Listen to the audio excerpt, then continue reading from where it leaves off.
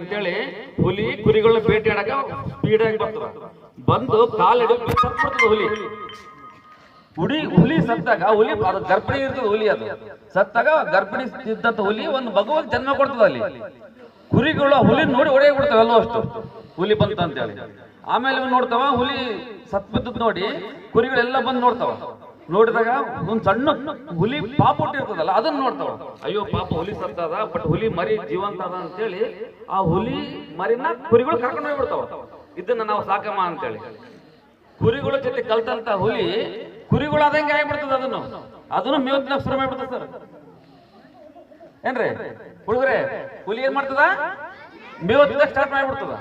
ಹಿಂಗೆ ಆಗಿ ಹುಲಿದು ಕುರಿಗಳ ಜೊತೆ ಕಲ್ತು ಬೆಳೀತದೆ, ದೊಡ್ಡದಾಗುತ್ತೆ. ಮತ್ತೆ ಒಂದಿನ ಅಡವಿಗೆ ಬರ್ತದೆ ಎಲ್ಲ ವಸ್ತು ಕಲ್ತು ಮೇವ್ ತಿನ್ನಕ. ಇನ್ನೂ ಒಂದು ಹುಲಿ ಆ ಹುಲಿನ ನೋಡ್ತದ. ಅಲ್ಲೇ ನನ್ನಂತದ್ದು ಪ್ರಾಣಿ ಐತಿ, ಅವ್ ಕುರಿಗಳ ಜೊತೆ ಏನ್ ಮಾಡಕತ್ತದ ಇದು ಅಂತೇಳಿ ನೋಡಿ ಪರೀಕ್ಷೆ ಆಗ್ತದ. ಹೋಗಿ ಹುಲಿನ ಕರಿತದ, ನೀನು ಹುಲಿ, ನೀನು ಕುರಿಗಳ ಜೊತೆ ಹಾಕಿರ್ತೀವಿ, ನೀನು ಹುಲ್ ತಿನ್ಬಾರ್ದು, ನೀನು ಬೇಟೆ ಆಡಿ ಮಾಂಸ ತಿನ್ಬೇಕು ನೀನು ಬಾ ಅಂತದ. ಅವಾಗ ಅದು ಹುಲಿ ಅಂತದ, ಇಲ್ಲಿಲ್ಲಪ್ಪ ನಾನು ಕುರಿನೇ, ನೀನು ನನ್ಗೇನ್ ಕಿರಿಕಿ ಮಾಡ್ಬೇಡ, ಹುಲ್ ತಿರ್ಗ ದರ ಮಾಡಿದೀನಿ, ನಾನು ಕೈ ಬಿಟ್ಟು ಬಿಡತ್ತದ ಇನ್ನೊಂದು ಹುಲಿ. ಹಂಗಲ್ಲಪ್ಪ, ನೀನು ಹುಲಿ ಅದಿರಿ, ನೋಡಿ ನಿನ್ನ ಗುಣಧರ್ಮ ನನ್ನ ಗುಣಧರ್ಮ ಸೇಮ್ ಅದಾವ, ಬಾ ಅಂತ ಎಷ್ಟು ಹೇಳಿದ್ರು ಕೇಳಂಗಲ್ಲ ಹುಲಿ. ನಾನು ಕೈ ಬಿಟ್ಬಿಡಪ್ಪ ಶಿವ, ನಾನು ಕೈ ಮುಗಿತೀನಿ, ನಾನು ಆರಾಮದೀನಿ, ಹುಲ್ ತಿರ್ಗಂತ ಹೇಳ್ತದ. ಹುಚ್ಚ ಹಂಗಲ್ಲಪ್ಪ ಅಂತಂದು ಒಂದು ಹೊಂಡದ ಮುಖ ತೋರಿಸ್ತದ ಅದಕ್ಕೆ. ನೋಡು ನನ್ನ ಮುಖ ನಿನ್ ಮುಖ ನೋಡು, ಇಬ್ಬರು ಮುಖ ಸೇಮ್ ಅದಾವ.